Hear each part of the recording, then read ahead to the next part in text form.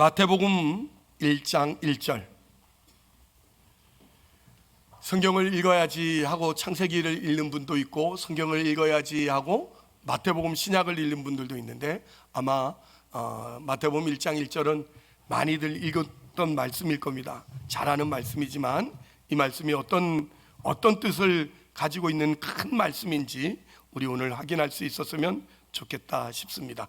기록된 계시의 말씀 저와 여러분이 함께 합독하여 읽을 때에 살아계신 하나님의 음성으로 들려지기를 소망합니다. 함께 읽습니다. 아브라함과 다윗의 자손 예수 그리스도의 계보라. 아멘. 이제 말씀을 받아야 되는데 얼굴이 아직 안 펴졌습니다. 얼굴이 아직 안 펴져가지고 옆에 분 이렇게 얼굴 보면서 옆에 분 얼굴에다가 손을 얹어서 이렇게 합시다. 주의 영광 영광, 주의 광채 광채. 한번 해봅시다. 시작.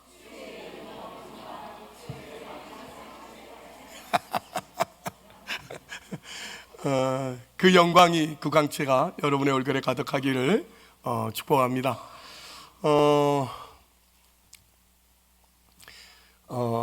누군가에게 이렇게 말을 한다는 건 사실은 참 어렵습니다. 말하는 게 그저 쉽지 이렇게 생각하지만 이 말을 한다는 것은 굉장히 어려움이 있어요. 부탁의 말이 아닌 간단한 대화를 몇 마디 하더라도 듣는 사람의 어떤 그런 기색을 살펴서 얘기를 할 수밖에 없는 거고, 내 할 말만 하면 또 무례함이 되고, 또 나는 기껏 말을 한다고 했는데 듣는 사람은 자기 듣고 싶은 대로 들어버리고, 이런 일들이 계속 일어나서 우리 인간관계가 그렇게 복잡하고 어려울 수가 없어요.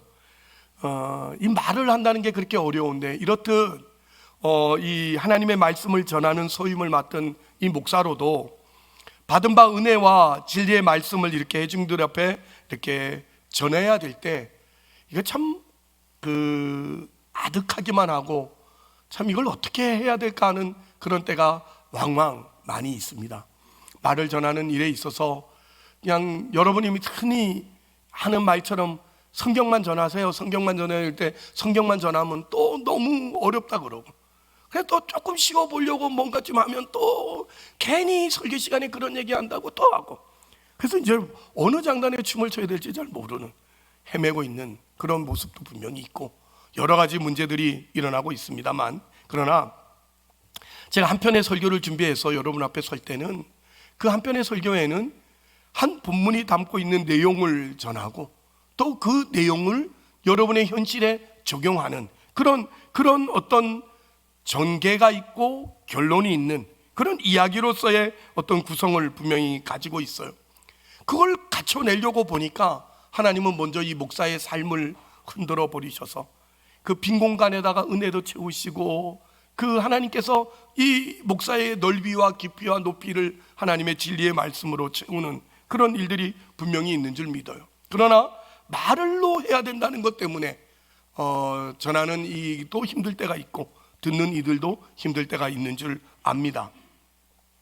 오늘부터 저와 여러분이 마태복음을 이제 보려고 합니다. 이 주옥 같은 말씀을 전하는 이 마태, 또 저 목사로서의 정말 그 감격스러운 부분이 뭐냐면, 하나님의 말씀을 예수님께서 직접 가르치는 이 대목이 이제 복음서에는 등장하고 있는 겁니다.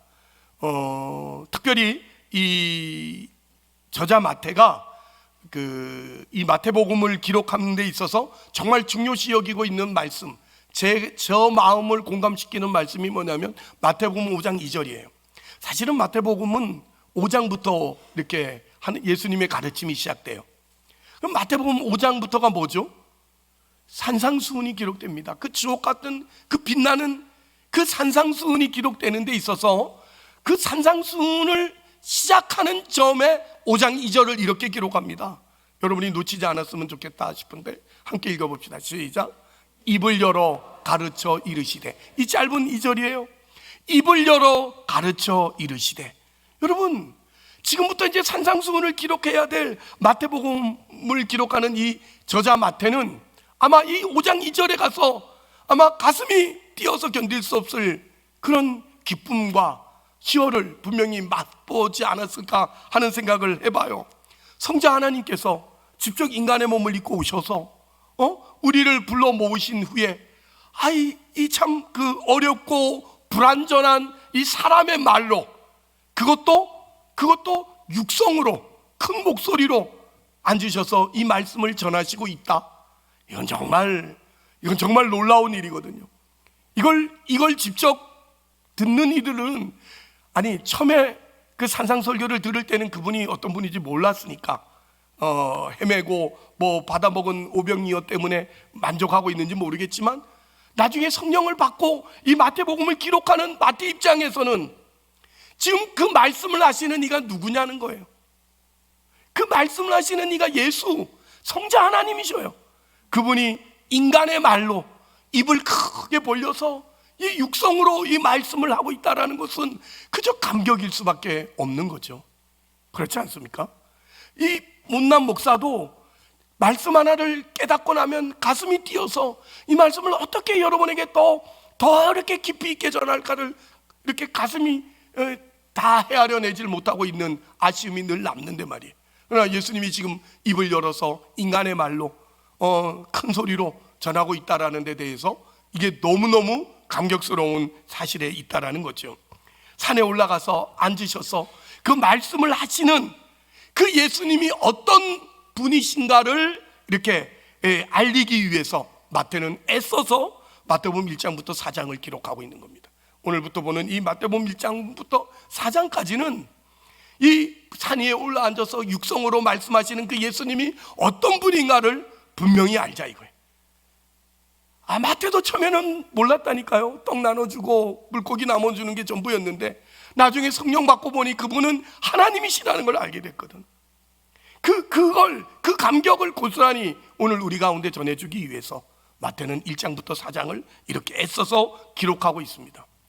오늘날 이 세상에 많은 이 세상의 풍토와 무분별한 진리들이 그냥 막 쏟아져 나오고 있습니다. 교회 안에도 정말 여러분이 유튜브며 인터넷이며 어디서 듣던 말씀들인지 이제는 제가 설교를 했는데도 누구한테 들은지도 몰라. 무리 목사님한테 들었는지 어느 목사님한테 들은지도 모르고 그냥 말씀들이 다 그냥 흐물흐물해져 가지고 그러고 있는 이때인데 정말 저는 이럴수록 우리가 예수로 원점으로 다시 이렇게 돌아가야지만 된다라는 생각을 해보고요. 그 옛날 이 마태의 결단과 이 마태의 수고로 인해서 우리는 오늘 이런 은혜를 다시 한번 누릴 수 있게 됐다는 것이 귀하고 고마울 뿐입니다.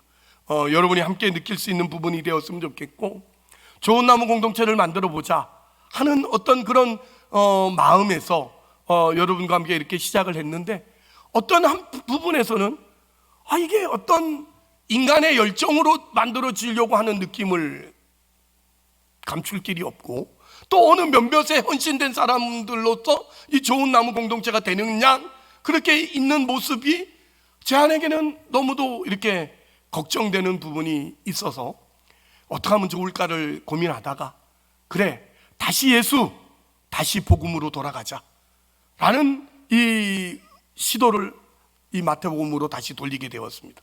그래서 오늘부터 저와 여러분이 이 마태복음을 이제 보게 될 터인데, 그동안 저와 함께 신앙생활 긴 시간 하면서 여러분들이 들었던 말씀들이 이렇게 쌓여서 오늘 이 마태복음을 여러분들과 나눌 때에 좀 더 깊이 있는 폭넓은 안목이 생겼으면 좋겠고, 또 듣는 말씀 속에서 여러분의 그 삶으로 연결되는 깨우침들이 분명히 있어졌으면 좋겠다 싶습니다. 오늘 이 마태복음을 시작하면서 우린 조금 의아한 첫 장을 만나요. 뭐죠? 아브라함과 다윗의 자손 예수 그리스도의 계보라 라는 이 계속되는 긴 족보, 누가 누구를 낳고 누가 누구를 낳고 누가 누구를 낳고 라는 그런 복음서라는 예수 그리스도의 그 신약을 여는 복음서 첫 장이 그렇게 시작이 되고 있다라는 거예요. 이게 이제 의아함인데, 여기 예수 그리스도의 계보, 이 계자는 옛날 같으면 세계, 예수 그리스도의 세계라 이렇게 말하는데, 이 계자가 어떤 계자죠? 이을 계자예요. 이을 계자. 그러니까 세계 이래가지고 월드, 세계 이게 아니고 족보라는 것을 분명히 밝히고 있습니다. 그래서 이 족보를 기록하고 있는데, 그런데 왜 시작을 이렇게 해야 됐는가 하는 것이 궁금한 거예요. 성경을 기록하는데, 특별히 신약을 여는데 왜 하필이면 족보로 시작을 하냐고요. 이걸 어떤 의도를 갖고 있는가 하는 것을 우리가 놓쳐서는 안 되고, 마태가 이렇게 시작하는 이유는 단 하나예요. 그리스도가 누구신가, 그리스도란 어떤 분이신가를 설명하는데 이것은 꼭 필요했기 때문이다, 저는 그렇게 봅니다. 이 족보를 씀으로써 우리에게는 좀 생소할지도 모르지만, 이 예수 그리스도의 생애를 쓰기로 한 이 예수님의 제자 마태는 이렇게 말하는 것이 최선이었다라는 거죠. 족보부터 기록하는 것이 최선이었다. 그 이유 중에 하나인 것은 이거예요. 이 복음서, 마태복음은 특별히 유대인들에게 쓴 거예요. 유대인들, 그 당시 바리새인, 그 당시 유대인들이 있는 마음에 그들에게 쓴 글인데, 뭐라고 쓴 거죠? 쭉 메시아를 기다리고 있는 유대인들에게 이 예수가 바로 그 메시아다 이거거든요. 이 예수가 바로 그 메시아다를 증명하는데 이 족보가 꼭 필요했고, 오늘 우리 모든 예수 믿는 자들에게도 이 복음서에는 예수님이 누구시냐를 기록했고, 그것을 설명하기 위해서 이 족보는 꼭 있어야지만 된다라는 거예요. 그러면 마태가 기록한 이 족보를 먼저 우리가 생각해 봐야 되는데, 이것이 어떤 의도인지, 어떤 의미인지를 오늘 이 짧은 시간에 놓치지 않았으면 좋겠어요. 우리말 성경에는 이 아브라함과 다윗의 자손 예수 그리스도의 계보라, 이렇게 어순이 되어져 있죠. 1절 보여줄래? 예. 아브라함과 다윗의 자손 예수 그리스도의 계보라, 이런 어순으로 되어 있는데, 원래 헬라어는, 이 신약성은 헬라어로 되어 있잖아요. 헬라어 원어 성경에서는 그렇게 되지 않았어요. 거기에는 예수 그리스도가 맨 앞에 나와요. 예수 그리스도 다윗과 아브라함의 자손의 족보라, 이렇게 되어 있습니다. 거꾸로 되어 있습니다. 그러니까 완전히 거꾸로죠. 예수 그리스도 다윗과 아브라함의 자손, 그러니까 아브라함보다도 다윗을 앞세워서 예수 그리스도를 설명하는데 다윗을 더 중요시 여기고 있는 것이 강조점이에요. 그것은 그 뒤에 족보를 마무리하는 데서도 분명히 나와요. 17절, 1장 17절에 뭐라고 되어 있죠? 함께 읽어봅시다. 시작. 그런즉 모든 대수가 아브라함부터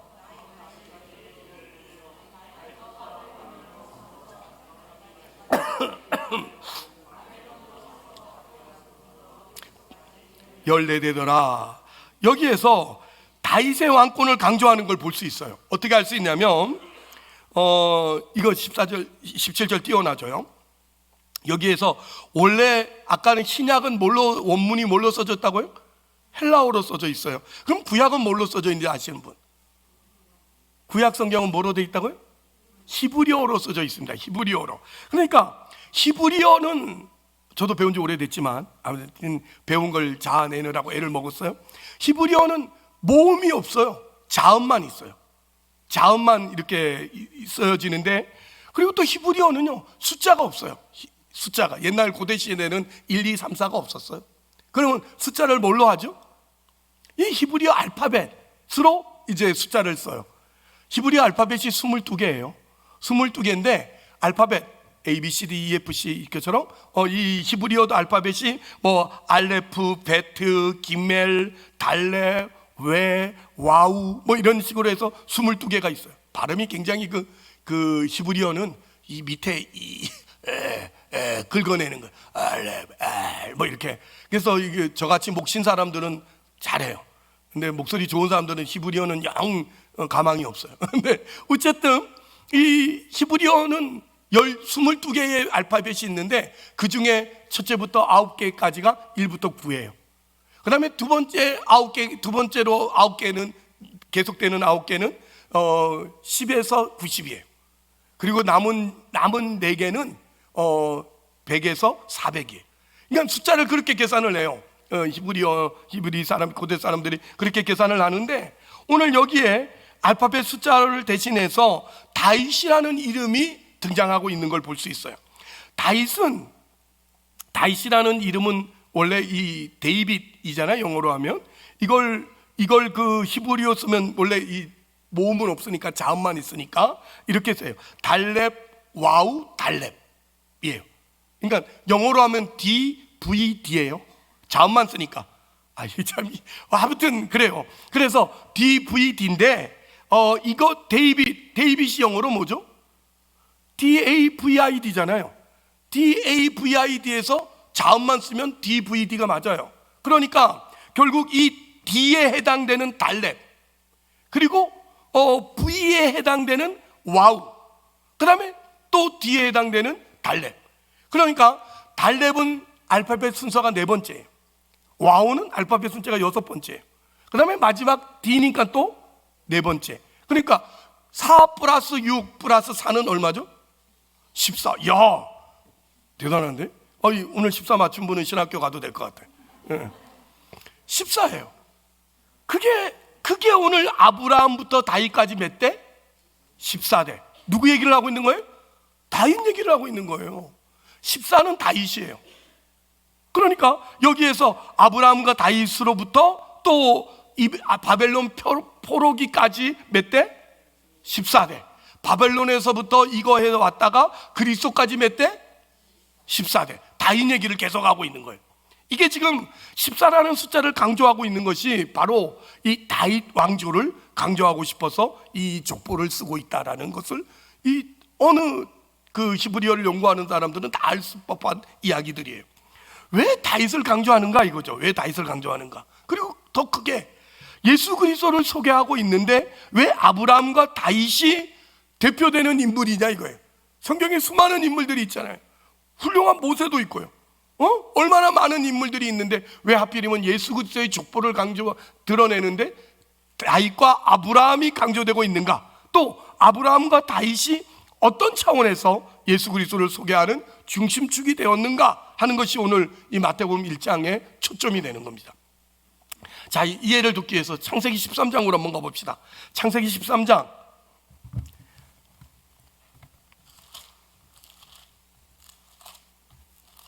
창세기 13장 14절. 창세기 13장 14절. 롯이 아브람을 떠난 후에 여호와께서 아브람에게 이르시되 너는 눈을 들어 너 있는 곳에서 북쪽과 남쪽 그리고 동쪽과 서쪽을 바라보라. 보이는 땅을 내가 너와 내 자손에게 주리니 영원히 이르리라. 내가 내 자손의 땅에 티끌 같게 하리니 사람이 땅의 티끌을 능히 셀 수 있을진데 내 자손도 세리라. 이렇게 말씀하죠. 우리 잘 아는 대로 하나님이 누구를 부르시는 장면이에요? 이방인 아브라함을 부르시는 장면이에요. 아브라함을 부르시면서 뭐를 하죠? 약속을 하셔요. 어떻게? 너 자손이 하늘의 별 같고 바다의 모래 같으리라 라고 말하고요. 또 우리가 잘 아는 대로 너 자손이 땅에 티끌같이 많으리라 이렇게도 말하고 있는데 이 15절, 여기 15절에 있는 대로 보이는 땅을 내가 너와 내 자손에게 주리니 영원히 이르리라 이렇게 말하죠. 이게 영원한 약속이 되었는데 이 자손을 아브라함의 후손 이렇게 간단하게 이야기하는 것이 아니라 뭐라고 얘기를 하냐면요, 이게 갈라디아서 3장으로 오면요 이 더 분명해져요. 이 자손, 지금 자손 얘기를 하고 싶어서 꺼내보낸 거예요. 갈라디아서 신약성경 305페이지. 신약성경 305페이지네요. 갈라디아서 3장, 갈라디아서 3장 15절. 형제들아, 내가 사람의 예대로 말하노니 사람의 언약이라도 정한 후에는 아무도 폐하거나 더하거나 하지 못하느니라. 다 같이 한번 읽어볼까요? 이 약속들은 아브라함과 그 자손에게 말하신 것인데 여럿을 가리켜 그 자손들이라 하지 아니하고 오직 한 사람을 가리켜 내 자손이라 하였으니 곧 그리스도라. 이게 지금 갈라디아서는 누가 썼죠? 바울이 썼습니다. 바울이 지금 창세기 13장에 아까 그 아브라함에게 한 약속, 내 자손이 하늘의 별 같고 바다의 모래 같고 땅의 티끌까지 많으리라 할 때 그 자손을 바울은 누구로 보고 있다고요? 예수 그리스도로 보고 있는 겁니다. 아브라함에게 뭐라고 약속을 했다고요? 아까 말한 거죠. 내 자손이 하늘의 별 같고 바다의 모래 같고 땅의 티끌같이 많으리라고 번성되리라 약속을 했는데 여기 16절에 있는 바와 같이 그때 내 자손들이 하늘의 별 같고 내 자손들이 바다의 모래알 같이 라고 복수를 쓰지 않고 뭐라고요? 너 자손이 이와 같이 단수로 쓰고 있다 이거죠. 이게 중요하다는 거예요, 지금 성경에서는.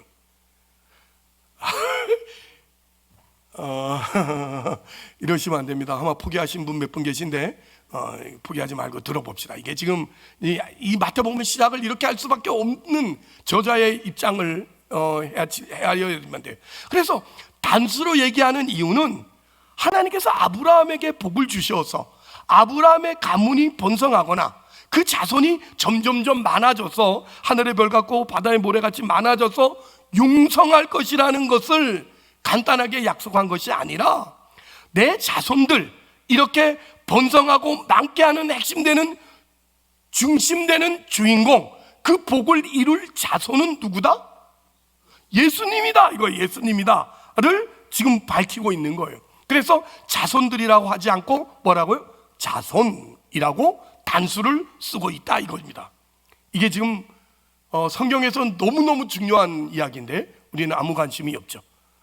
이거는 지금 구약의 아브라함이라는 이방인을 불러서 오늘 우리가 지금 예수를 다 믿게 된 자리까지 왔어요. 이게 어떻게 가능케 되었느냐? 아브라함이 잘나서가 아니고 아브라함이 훌륭해서가 아니라 누구 때문에 이루어졌다고요? 예수 때문에 이루어졌다는 얘기를 하고 있는 겁니다.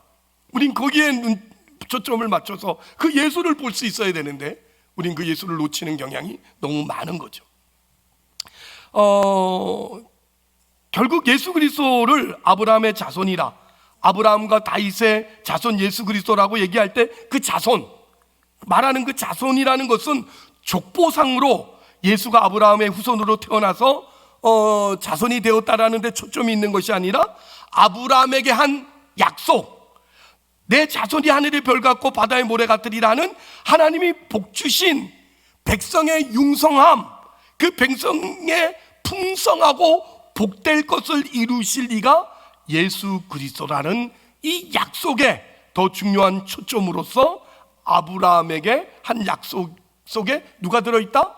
이미 예수가 들어있다라는 것을 밝히고 있는 거예요. 그래서 여기서 초점은, 여기서 자손은 아브라함의 후손으로서의 자손이기보다는 아브라함에게 한 약속을 이룰 주인공으로, 아브라함 뒤에 역사적으로 예수 그리스도를 메시아로 보내고 하나님이 아들을 보내어서 그 약속을 이룰 것이라는 그 초점이 이미 창세기 13장에 그 첫 약속에 담겨져 있었다라는 것으로 예수는 아브라함의 자손이라는 소개를 하고 있는 겁니다. 저는 제가 할 만큼 다 했습니다.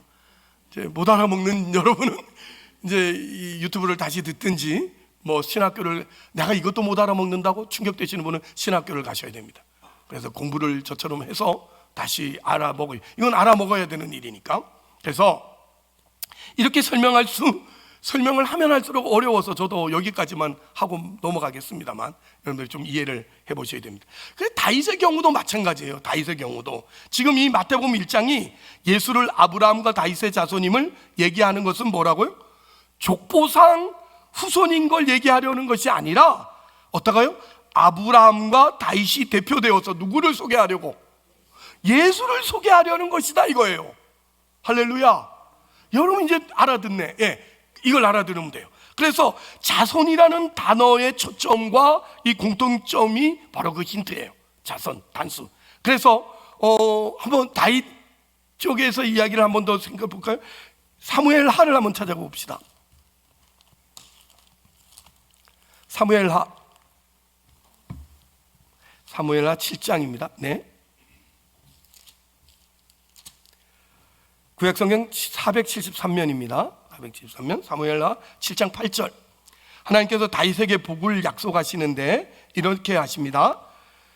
그러므로 이제 내 종 다윗에게 이와 같이 말하라. 만군의 여호와께서 이와 같이 말씀하시기를 내가 너를 목장 곧 양을 따르는 데서 데려다가 내 백성 이스라엘의 주권자로 삼고 내가 가는 모든 곳에서 내가 너와 함께 있어 너 모든 원수를 너 앞에 멸하였은즉 땅에서 위대한 자들의 이름같이 내 이름을 위대하게 만들어 주리라.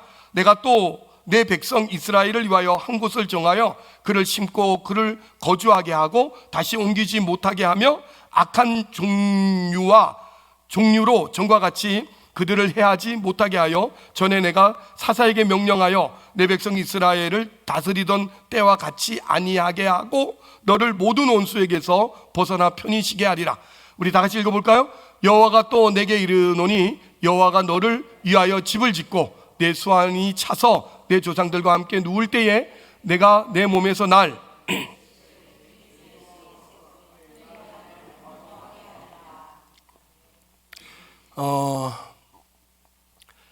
바로 여기 나오는 12절 이 13절의 말씀에 내 몸에서 날 내 씨를 내 뒤에 세워 그의 나라를 견고하게 하리라.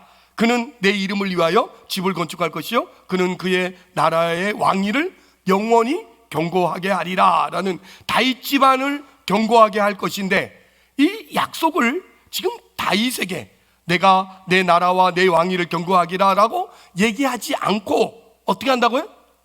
내 자식을 세워라고 한다고요. 다윗에게 하지 않고 다윗의 자식을 세워서 그 나라와 그 왕위를 견고하게 하리라고 말씀을 하는 거예요.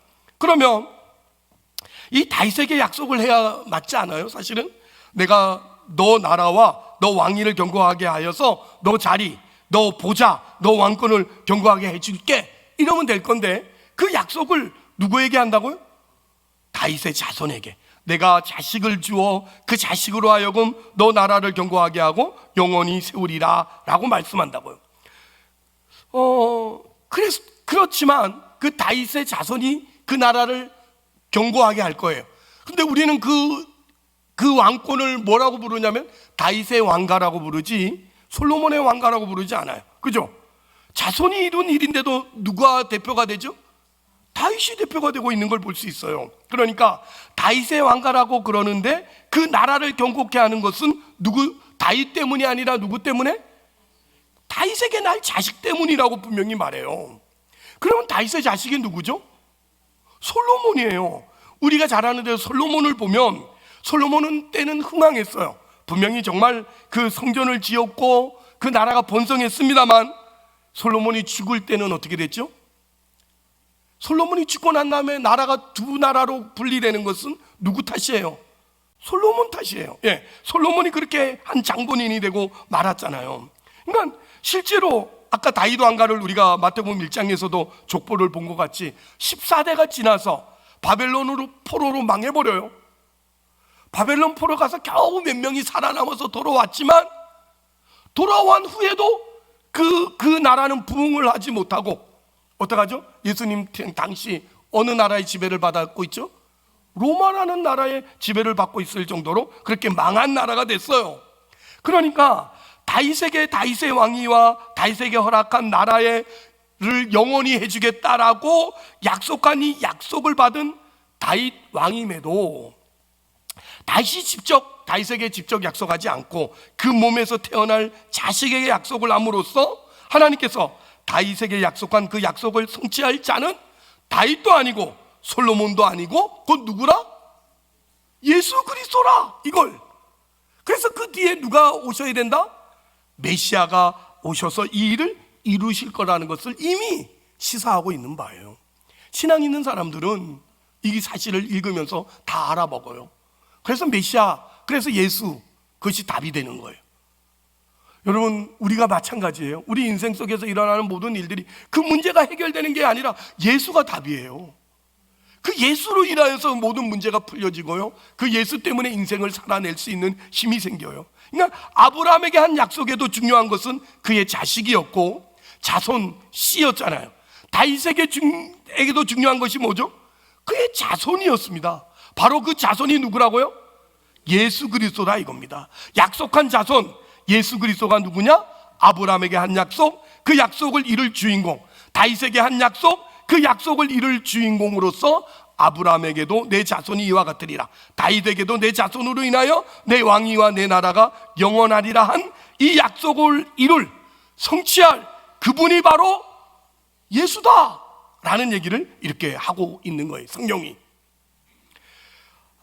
우리가 마태복음 1장으로 다시 돌아옵시다. 마태복음 1장으로 다시 돌아와서 여러분 여기서 보면 제가 말씀드린 것처럼 마태복음 1장의 기록이 이 족보가 예수 그리스도가 어떻게 족보상 아브라함과 다윗의 후손인가를 설명하는 데 초점을 두지 않고요, 그걸 얘기하려고 하는 게 아니에요. 16장 보실래? 1장 16절 의아한 게 이거예요. 마태복음 1장 16절, 야곱은 마리아의 남편 요셉을 낳았으니 마리아에게서 그리스도라 칭하는 예수가 나시니라, 이거예요. 그러니까 이게 무슨 말이냐면, 지금까지는 족보가 어떻게 됐죠? 마태복음 1장 2절부터 누가 누구를 낳고를 갔으면 어떻게 됩니까? 예수는 어떻게 나와야 돼요? 요셉은 예수를 낳고, 이렇게 되는 거예요. 그렇잖아요? 예수의 아버지가 누구죠? 요셉. 인간적인 아버지가 요셉이에요? 예수님의 아버지가 요셉이에요? 막 헷갈리고 막 이러면 예수님의 아버지는 요셉이 아니에요. 성경은 한 번도 그런 얘기를 한 적이 없어요. 오늘 여기도 족보에도 누가 누구를 낳고 그래서 요셉이 예수를 낳고 이래야 되는데, 예수에 와서는 어떡하죠? 마리아가 예수를 낳고 이렇게 말하고 있다고요. 마리아가. 족보에 여자 이름이 쓱 들어오는 이유도 바로 여기 있고요, 그렇게 하고 있어요. 그러니까 예수는 누가 낳았다고요? 다시 한번, 마리아가 낳았는데 예수의 족보에, 이 족보에 예수님이 올라가는 것은 뭐 때문이에요? 요셉이 놓은 게 아니고, 요셉이 그 족보에 대를 잇는 사람이에요. 그죠? 그런데 요셉이 낳은 예수가 아니에요. 누가 낳았다고요? 마리아가 낳았어요.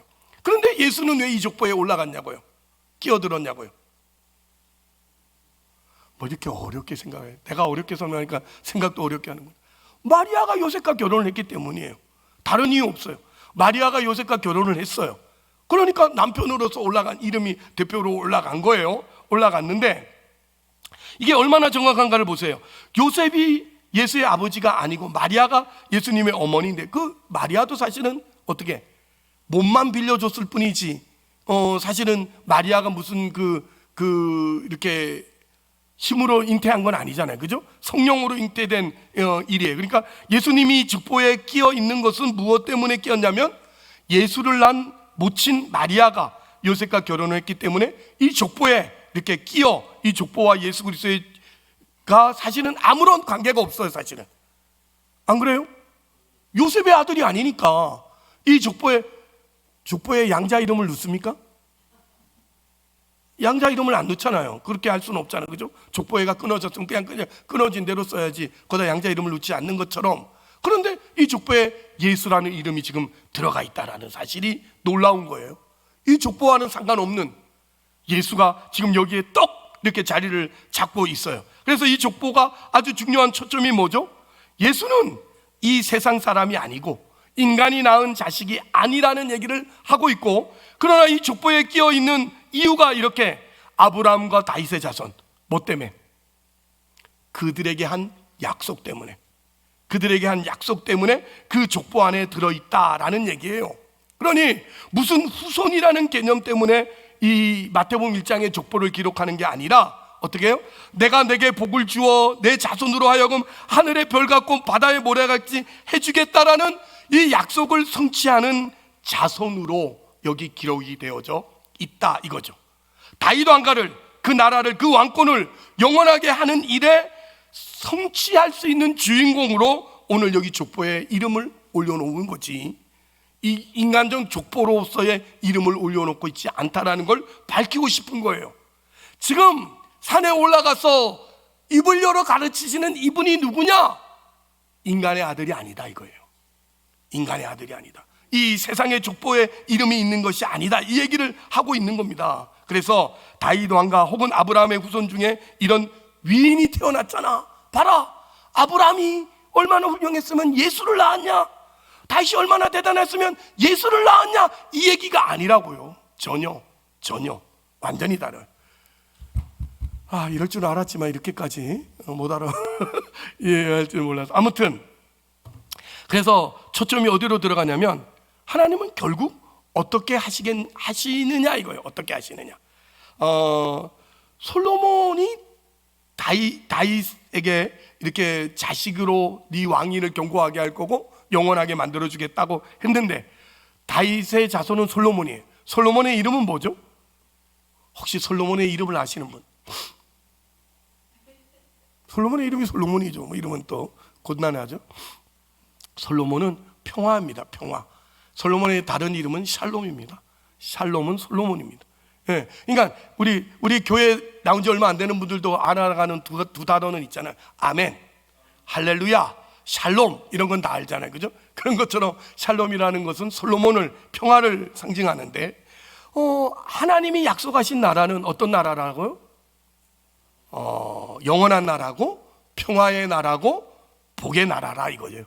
솔로몬을 준 이유가, 아시겠죠? 그러니까 예수님께서 이 평화의 나라를 이루기 위해서 대적을 물리치고 하나님을 반대하는 자들을 벌하고 그들을 죽여 짓밟아서 그 나라를 세우는 것이 아니라 이 예수는 아브라함에게 한 약속, 아브라함을 본토 친척 아비 집에서 불러 이방인을 불러서 그 자손을 하늘의 별 같고 바다의 모래 같을 것처럼 하시겠다라는 것처럼 은혜와 긍휼과 사랑으로 그 백성을 하늘의 별 같고 바다의 모래 같이 할 만큼 많이 불러내셔서 이 평화의 나라를 만들고 계시다는 겁니다.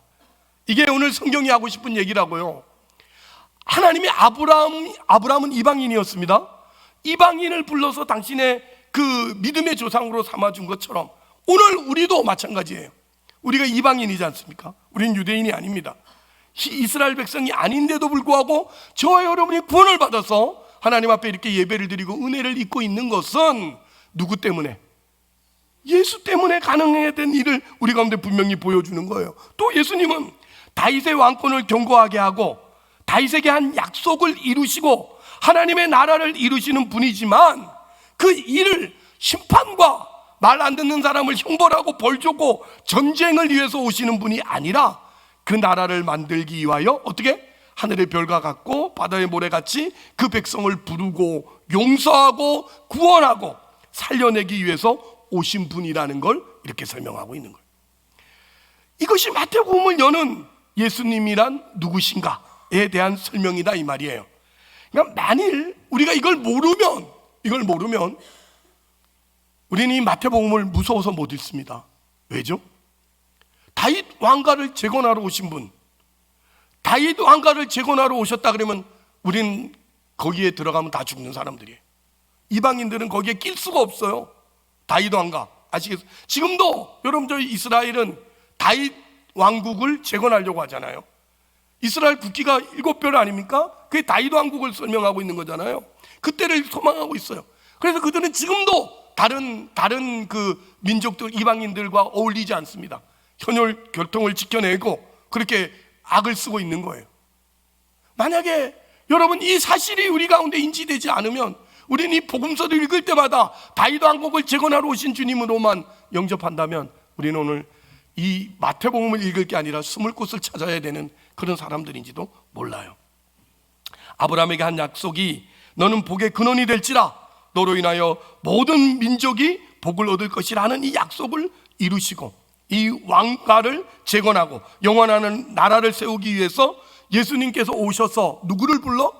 우리를 불러 이 나라를 이루실 것이 성경이고 성경이 말씀하시는 약속이에요. 요한복음 3장 16절 찾아봅시다. 요한복음 3장 16절. 뭐 그쯤이야 다 안다 이거죠?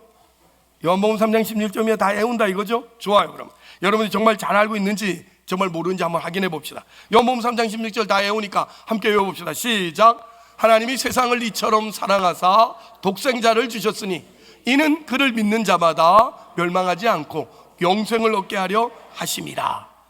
이거 외우고만 계시죠? 다 외우고 계시죠? 근데 사실 이거보다 더 중요한 게 17절입니다 17절. 정말 중요한 건 17절에 있어요. 17절 여러분 외우는 분 시작.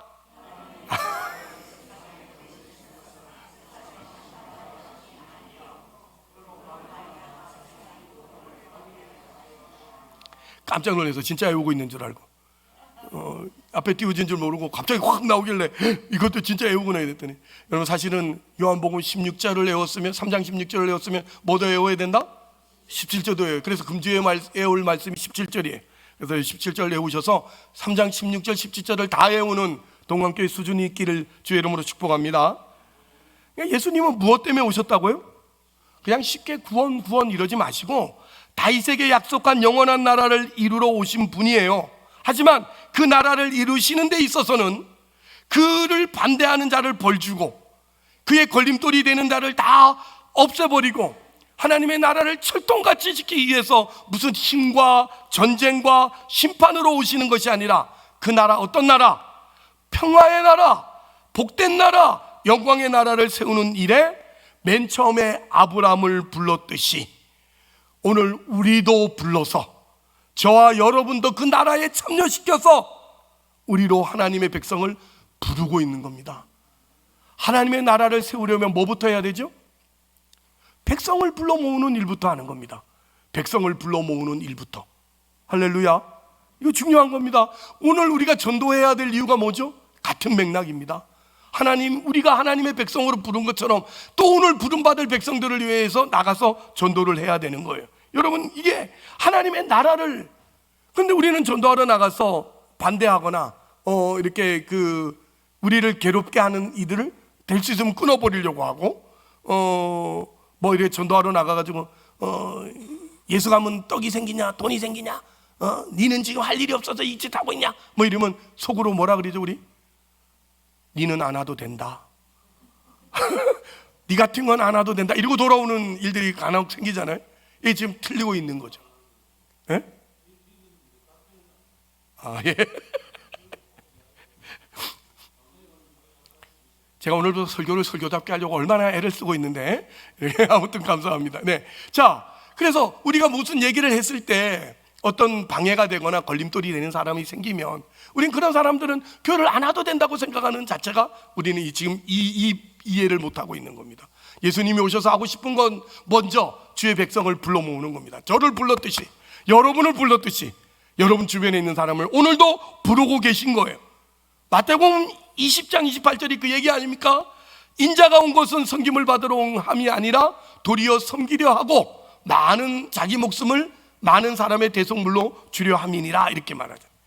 다시 한번 이제 정리합시다. 예수님이 왜 십자가를 지셨다고요? 물론 구원과 사랑으로 이렇게 지셨지만 결국 그 나라를 세우기 위해서 지셨어요. 그 나라를 세우는 일에 가장 먼저가 뭐라고요? 백성을 불러 모으시는, 백성으로 채우는 일이 먼저 있어야 되는 사실. 그래서 아브라함, 다윗의 왕가, 우리에게까지, 이방인들에게까지 오늘 복음이 흘러 들어와서 구원을 받게 한 거예요. 이 사실을 저와 여러분이 알아서, 그래서 이제 하나님의 백성을 불러 모으시면 뭐 하죠? 그 나라를 평안으로, 그 나라를 왕성함으로, 그 나라를 경고케 하시는 일이 하나님 안에서 이루어지는 거죠. 이것을 우리가 복음서를 읽는 우리가, 좋은 나무 공동체를 만들어야 되는 우리가 우리를 이곳에 불러 모아서 채우시는 하나님의 마음을 알아, 또 이 빈자리를 우리도 불러 모아 채워서 이 하나님이 우리에게 약속한 약속이 이루어지고 예수 그리스도의 생애가 우리를 통해서 또 나타나고 예수님이 지신 십자가 우리도 지고 예수님이 베푸신 은혜를 우리도 베풀고 예수님이 받은 사랑, 허락하신 사랑을 우리도 공개해서 우리 같은 이방인들이 다 예수 믿는 자리로 이렇게 올 수 있는 그런 일들이 일어나게 하려고 예수님은 아브라함과 다윗의 자손으로 오신 겁니다. 우리가 이 사실이 오늘 분명해져서 저와 여러분의 신앙이 좀 힘이 있었으면 좋겠어요. 맨날 좀만 실수하고 죄만 지으면 그냥 나 같은 게 이러지 말고 나 같은 걸 예수님이 부르셨다는 거. 예수님은 그 족보에 안 들어가셔도 될 뿐인데 들어가셔서 내가 그 하나님의 나라의 백성이 됐다라는 확실한 증거를 보여주고 계시다는 이 사실을 기억하셔서 여러분의 신앙 인생이 좀 더 담대하시고 용기 있으시고 그리고 나 같은 자를 또 불러주시는 아버지의 마음으로 전도하셔서 여러분의 신앙생활을 더욱더 복되게 이끌어가기를 주의 이름으로 축복합니다. 기도하십시다. 하나님 아버지 은혜를 감사합니다. 하나님의 자녀로 부름받았다는 것이 갖는 의미가 은혜와 복과 긍휼과 자비일 뿐만 아니라 영원한 나라에 소속되고 하나님의 나라의 통치 속에 있는 주님이 함께 왕노릇하고 있다라는 것을 기억하다면 우린 그 나라에 들어온 하나님의 백성이 되어서 오늘의 삶에 조금 어려운 일을 겪는다 할지라도 그것이 바로 주께서 이 땅에 오셔서 아브라함에게 한 약속을 이루시는 일이고 그 자손이 하늘의 별 같고 땅의 모래알 같이 많아지게 하시는 일이라는 사실을 알고 우리가 오늘도 우리의 몫에 튄 십자가를 지고 주님이 부르신 그 부름에 감사함으로 그리고 주님의 마음으로 우리의 삶을 살아서 우리 주변에 있는 많은 이들이 하나님의 백성으로 먼저 불러드리는 이 놀라운 일이 계속되어질 수 있도록 역사하여 주옵시고